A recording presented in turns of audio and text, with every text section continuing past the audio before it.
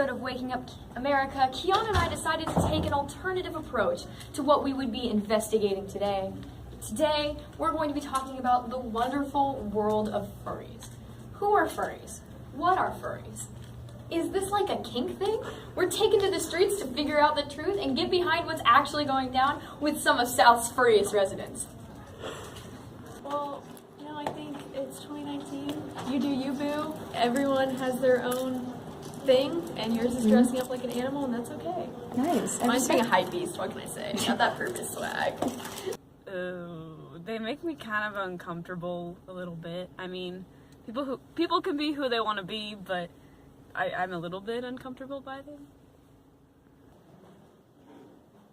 I think they were tails. Okay. Gross. They were The Shining. Like, Therefore it's not okay. no, like furries, like animal suits. Oh! We're seeking to understand. That's the name of this documentary. That's fair. Like Chuck E. Cheese? Or like Barney? Like, look how he's turned out. It's people who dress up in like animal suits. They We're identify seeking to as animals. understand. Oh. I don't know. I think it's kind of.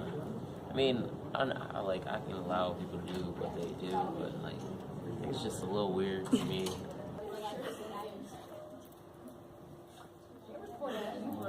Camera's pointed at me, but I don't have an answer. James, do you have an answer? No. They're weird. Yeah. Oh, geez. Weird. No, what are furries?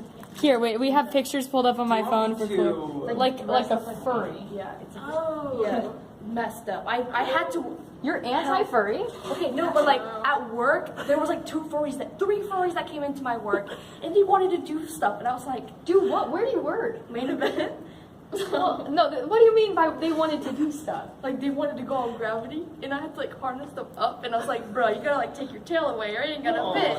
I know, I'm like cool with them as long as, you know, they're not like getting all up in my space, you know. So like, do you? But I prefer them. I'm not exactly pro furry, but I'm like, hey, just let people be people. Yeah, that's a good opinion to have. Like if they don't harm people, if they're just Or people, they like come up okay and in beat them with a public, stick. if they're decent human beings in public, let them be people. What are furries? Furries, I cannot form an opinion on furries. I think they're kind of terrifying sometimes when used in the wrong context. I mean, do what you want to do, but it's just kind of weird if you ask me. What? Furries. Not much. Adam, what is your opinion on furries?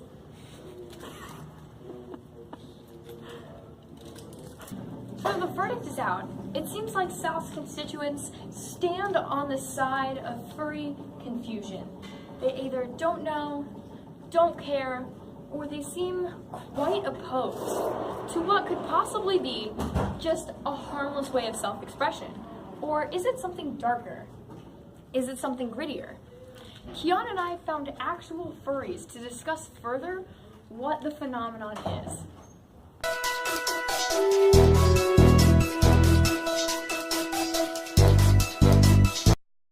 Mostly the artwork in the community, because I am an artsy person and I really enjoyed, like, when I started drawing, it was drawing wolves and dogs kind of thing, because I had a dog, so I figured why not just keep drawing them.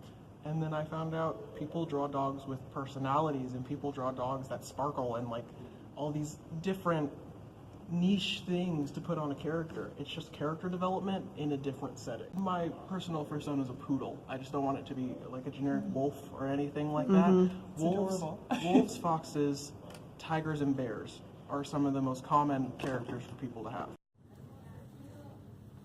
I found the fur community through the art and stayed for the social aspects. Like many furries, for as long as I can remember, I had a natural affinity for anthropomorphized characters.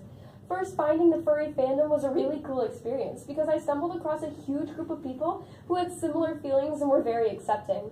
Not to mention, there were so many talented artists creating the art of characters I already knew, in addition to characters that were created by other furries.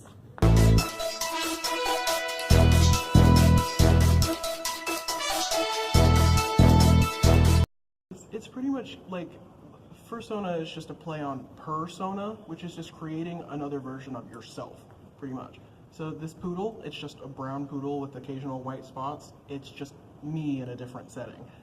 That's honestly all there is to it. There's also just color palette picking kind of thing, because I chose natural colors, but a lot of the people I know choose like purples and greens, or people have rainbow palettes. Like, it just depends on who you are. It's a lot of, it took a lot of Googling, because I like dogs and I'm better at drawing dogs, but I didn't want to just draw like, like German Shepherd proportions, specifically speaking. Like, you got pointy ears and a long snout and basic eyes, and you can tell it's a dog. But I wanted it to have some attachment to me, if that makes sense. I have this afro on my head that I don't really want to get rid of, and I've given my poodle character, because poodles are curly animals, I've pretty much given my poodle a lot of curly hair on top, the sort of fluffy ear look, and then shaved fur everywhere else, puffy in some places. Like, people decorate their poodles. With something as personal as a fursona, there is no answer for this question. Some furries try to be like their real-life selves, perhaps a bit exaggerated in some way, and obviously as an animal, usually anthropomorphized. Others make their fursona who they want to be, the characteristics they desire, and how they would want to be seen. But there are still plenty of fursonas that are entirely just a character.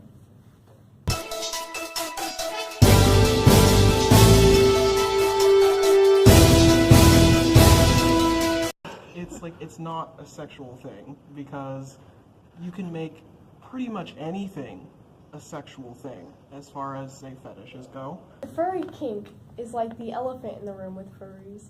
Most people don't want to talk about it. Many furries wish it wasn't there, but it is still a significant part of the furry fandom. Some polls run at conventions in 2012 found that less than 20% of furries were interested in the more risky elements of the fandom.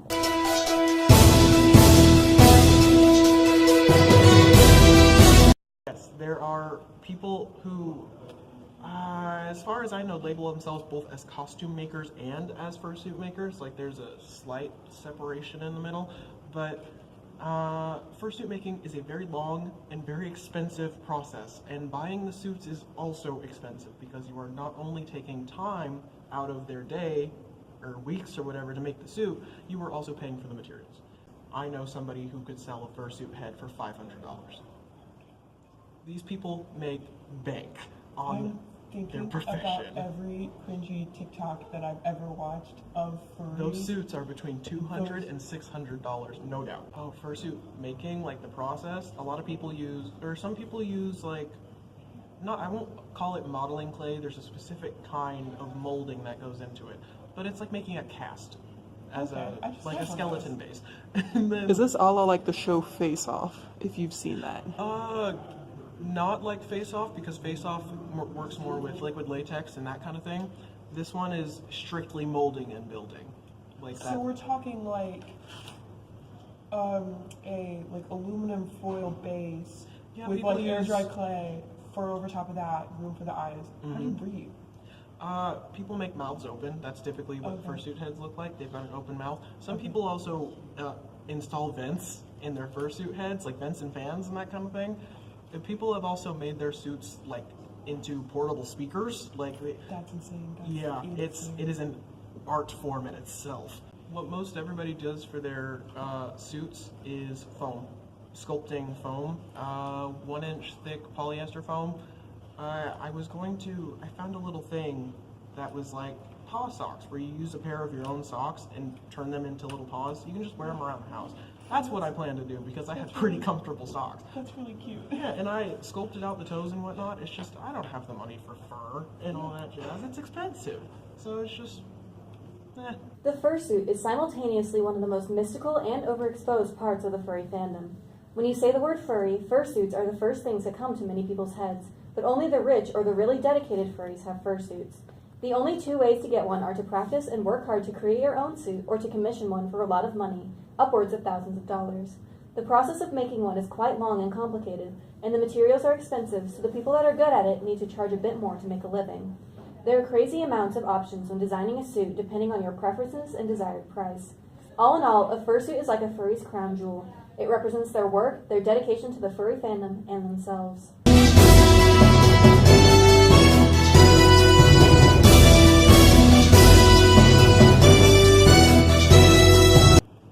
You just have to talk to a person, pretty much. Like, you guys talk to me. I don't talk about it unless spoken to about it, because I keep myself fairly on the down low in public, because I know people don't enjoy it and have their notions about it.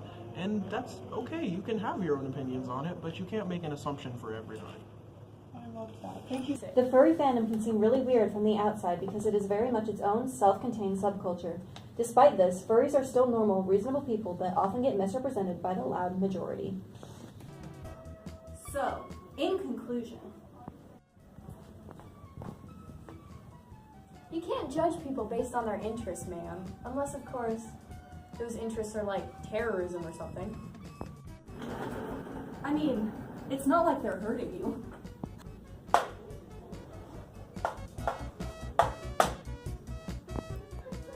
I'm Kiana. And I'm Annie. And this has been Wake Up America. Yeah!